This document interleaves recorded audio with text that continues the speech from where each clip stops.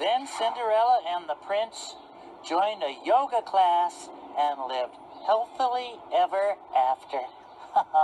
Isn't that great? Yeah. Yeah, I love surprise endings, don't you? Yeah. Say, you want to read another one? Yeah. Okay, here we go. Let's see what this one is. Aha. It's called the Number of the Day book. Sounds like a page turner. Let's see what it's about. Okay, here we go.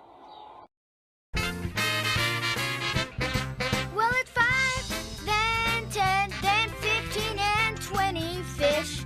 That's 20 fish, it's true. I'm pointing them out for you. Let's count them on our fingers. 5 and 10 and 15 and 20. Wow!